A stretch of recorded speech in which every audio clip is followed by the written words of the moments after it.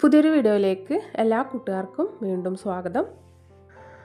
ചോറിൻ്റെ കൂടെ കഴിക്കാൻ പറ്റിയിട്ടുള്ള വളരെ ടേസ്റ്റി ആയിട്ടുള്ള ഒരു തോരൻ്റെ റെസിപ്പിയുമായിട്ടാണ് ഇന്ന് ഞാൻ വന്നിട്ടുള്ളത്. സോയാബീനും കോഴിമുട്ടയൊക്കെ ഉണ്ടെങ്കിൽ വളരെ പെട്ടെന്ന് തയ്യാറാക്കി എടുക്കാൻ പറ്റിയിട്ടുള്ള അടിപൊളി ടേസ്റ്റി ആയിട്ടുള്ളൊരു തോരനാണ് കേട്ടോ ഇത്. അപ്പോൾ നമുക്ക് റെസിപ്പി കണ്ടു നോക്കാം. അപ്പോൾ തോരൻ ഉണ്ടാക്കിയെടുക്കാൻ വേണ്ടിയിട്ട് ഞാനിതാ കുറച്ച് സോയാബീൻ അരമണിക്കൂറോളം ചുടുവെള്ളത്തിലൊന്ന് കുതിർത്തെടുത്തിട്ടുണ്ടായിരുന്നു. സോയാബീനൊക്കെ ഇതാ നല്ലപോലെ തന്നെ കുതിർന്ന് വന്നിട്ടുണ്ട്. ഇനി ഇതൊരു 2-3 പ്രാവശ്യങ്ങൾ നല്ലപോലെ തന്നെ ഒന്ന് കഴുകിയെടുക്കണം. അതിന് ശേഷം ഇതിലെ വെള്ളമൊക്കെ നന്നായിട്ട് പിഴിഞ്ഞ് കളഞ്ഞ് നമുക്കിതാ ഇതുപോലെ 2 പീസായി കട്ട് ചെയ്ത് മാറ്റി വയ്ക്കണം. സോയാബീൻ നമുക്കൊരു സൈഡിലേക്ക് മാറ്റി വയ്ക്കാം. അതിന് ശേഷം ഇതാ മിക്സി ജാർ എടുത്ത് വെച്ചിട്ടുണ്ട്. അതിലേക്ക് കുറച്ച് തേങ്ങ ചിരവിയതാണ് ചേർത്ത് കൊടുക്കുന്നത്. ഞാനൊരു 1/4 കപ്പോളം തേങ്ങ ചിരവിയത് എടുത്തിട്ടുണ്ട്.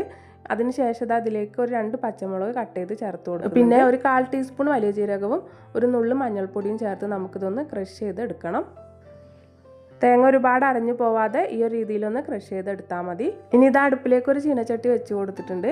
ചട്ടി ചൂടായി വരുമ്പോൾ അതിലേക്ക് ഒരു 2 ടേബിൾ സ്പൂണോളം വെളിച്ചെണ്ണ ഒഴിച്ച് ചൂടാക്കി എടുത്തിട്ടുണ്ടായിരുന്നു. ശേഷം അതിലേക്ക് ഒരു 1/4 ടീസ്പൂൺ കടുകിട്ട് പൊട്ടിച്ചെടുക്കുക. കടുകൊന്ന് പൊട്ടി വന്ന് കഴിയുമ്പോൾ അതിലേക്ക് ഒരു 2 വറ്റൽമുളക് ഒന്ന് മുറിച്ചിട്ട് കൊടുത്തിട്ടുണ്ട്. വറ്റൽമുളക് ഒന്ന് മൂത്ത് വന്ന് കഴിയുമ്പം ഒരു വലിയ ഉള്ളി ചെറുതായി കട്ട് ചെയ്ത് ചേർത്ത് കൊടുത്ത് നമുക്കൊന്ന് വഴറ്റിയെടുക്കാം. 2 തണ്ട് കറിവേപ്പില കൂടെ ചേർത്ത് നന്നായിട്ടൊന്ന് വഴറ്റിയെടുക്കുന്നുണ്ട്.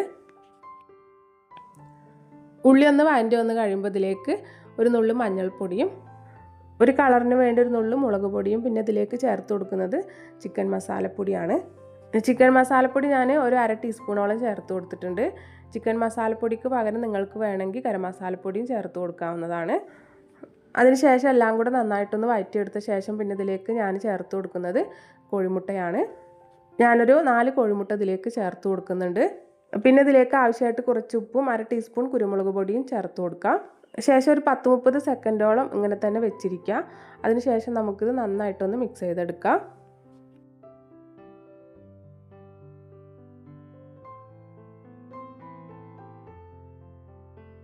ഒന്നങ്ങ് മിക്സ് ചെയ്തെടുക്കുക. അതിനുശേഷം കോഴിമുട്ട ഒരുപാടൊന്നും ഡ്രൈ ആയി പോവാത്തതിന് മുമ്പായിട്ട് തന്നെ നമുക്കിതിലേക്ക് സോയാബീൻ ചേർത്ത് കൊടുക്കാം.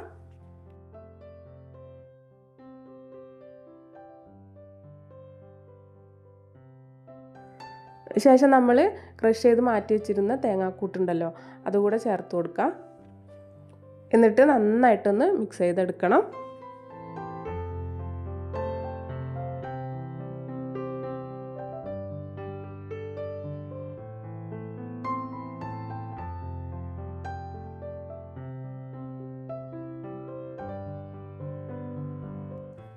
ഒന്ന് മിക്സ് ചെയ്തെടുത്ത ശേഷം ഉപ്പ് ടെസ്റ്റ് ചെയ്ത് നോക്കിയപ്പോൾ കുറച്ച് ഉപ്പിൻ്റെ കുറവുണ്ട്. അപ്പോൾ ഞാനിതിലേക്ക് കുറച്ചുകൂടെ ഉപ്പ് ചേർത്ത് കൊടുക്കുന്നുണ്ട്.